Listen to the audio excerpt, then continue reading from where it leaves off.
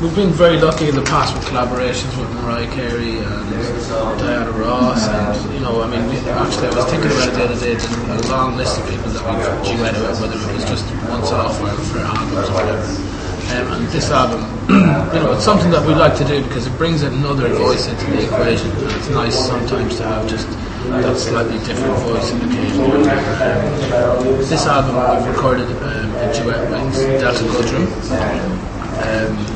We've become quite good friends with in the last little while.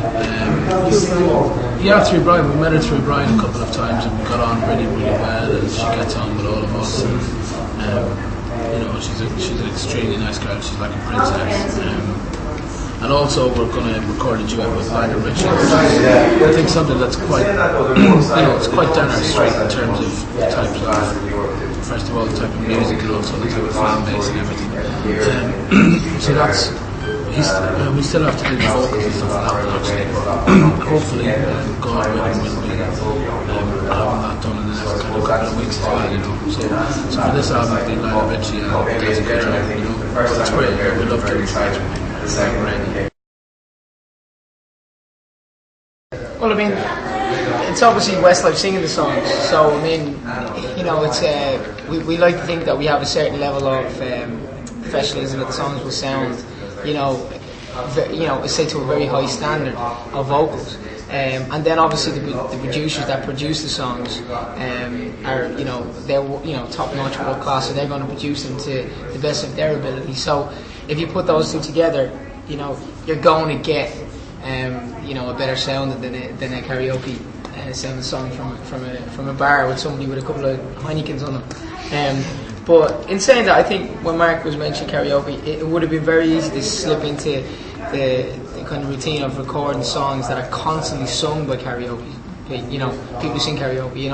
There's certain favourites that we steered away from that are obviously classic karaoke songs, and that was kind of more, I think, what we were talking about rather than the style of vocals. Because as soon as Westlife sing the songs, I think and they're produced rightly or correctly, should say. I think that kind of differentiates us from everybody else. I would pick the Rolling Stones because they've got the most money. I reckon the Stones or Marilyn Manson, because I've never seen either of them in concert live, and both of them look like they'd be amazing gigs to go to.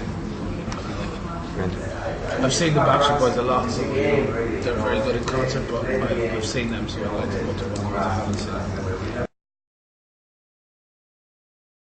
It's always interesting in Asia because the fans, we never get here enough. So the fans are always, really, really overexcited. They really appreciate us being here, and it's good. It's a world away from what the type of kind of scenario we live in back home. It's a different culture, it's a different type of food, it's a different everything, different time zone as we're all experiencing. But no, it's fantastic. You get up on the stage. Unfortunately, we never can tour here full production wise because it's just be a colossal amount of money to ship all our equipment over. The way whatever we do, sometimes we fly out of the roof and come out of the ground, all that type of stuff. Which you might have seen on you'll see it on our DVDs. But when we come to Asia, it's a little bit more stripped down, which is a good thing as well because it's more of a challenge for us. There's less going on stage. It's all about the four of us. Which is really good. We've only got 2 shows under our belt so far. We've done Manila in the Philippines, and we've done South Korea, and now obviously Singapore tonight. So yeah, it's a good crowd. We have toured here before, but we're really, really looking forward to it. No, I think it's the buzz of surviving for us, as a pop band. There's so many bands that have come and gone. You mentioned the Backstreet Boys. I know they've come back, but they had a 5-year break. Bands that were together when we started. I'm not sure if you know them, but like bands like Five, Boyzone. There were so many of them. Steps, the Spice Girls, and they all came and went. And we always had this.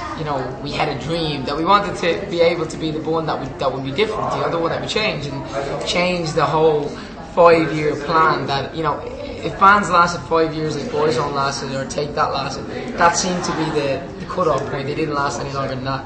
And we always knew, we had the talent to do it, and we always knew we had the want to do it. And it just we had to make sure that we as a band, as individuals, didn't fall out with each other, didn't become, enemies as opposed to friends.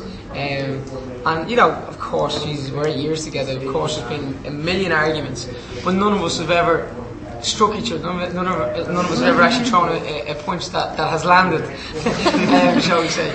And I think that's important. You've got to be like that, and you've got to be honest with each other. And anything like over the years, there's a lot of things that go on. Record company bosses, managers, everybody says something different in somebody else's ear. And especially record companies, somebody might want one of the guys to go solo, and that can build up. If that's being constantly said, then that can be. That could be like a screw tourney that can eventually just cause the band to come apart. I mean, we've let tour managers go in the past because they've got because they've got too friendly with one of the guys in terms of working harder for him than the rest of us, and that's it's a funny business to be in. But when you have the want to do it for so long, it's possible to do it if you do it the right way. And we're so delighted that 8 years we're still here. We're still touring Asia, we're still coming back, and album sales they're not up on 8 or 10 million like they were, but they're still outselling any other pop act in the world, which is huge for us. Having lost Brian as well, which is obviously a major blow at the time, but we managed to recover from it, and we managed to. Westlife became like almost a different band because Brian left, and then we're still together. So we're still together. We don't know how long it lasts. We're just riding the wave at the moment.